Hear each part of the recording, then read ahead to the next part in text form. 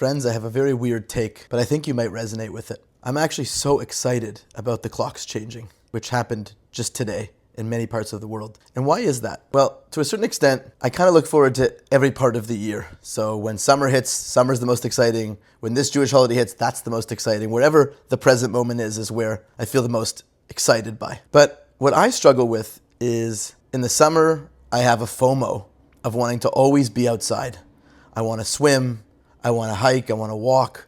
In the fall colors, I want to see the colors, be in the colors, immerse in the colors. I want to be out and about doing things when the seasons are nicer, the spring, whatever it is. I just always want to be outside. I like sitting outside. I like the long nights. But it creates a FOMO because I always feel like I can't just be home chilling because there's so much more daylight going on. There's so much more to do, so to speak. So when the winter nights hit and it gets dark at 5 o'clock, I know some people struggle, and I hope, please God, refuah shlema to people who feel a sense of depression or sadness when the clocks change. But for me, it's sort of an invitation from Hashem, a natural invitation to slow down, to hibernate, and to focus on slower, quiet, calming activities. And I always felt this intuitively, like coziness of winter. And yes, I love the snow as it is, snowboarding, being in the snow, but I've always felt this intuitive sense of just quiet and calm of a winter night. Cozy up, you have a tea, you have your drink. And then I finally saw a Torah source on this idea from Rav Biederman. He says that the tzaddikim, all of these holy tzaddikim, chasidim, zatzal,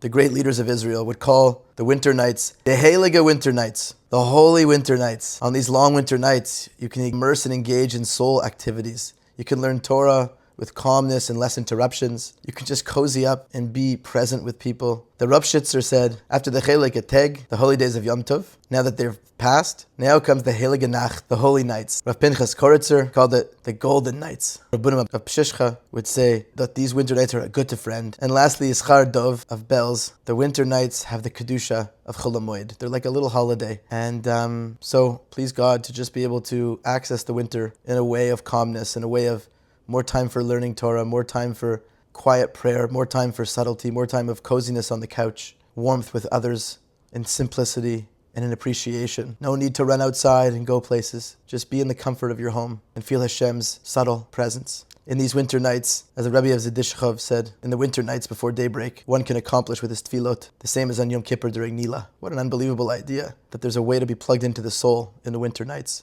Mordechai Lev Levov said, and I just love sharing these ideas, that what comforted him after the holidays is the calmness of the winter nights, precious nights, to really quietly soar as a soul. So happy clocks change, and enjoy the Shabbases that start early. And of course, relax and sleep, but also learn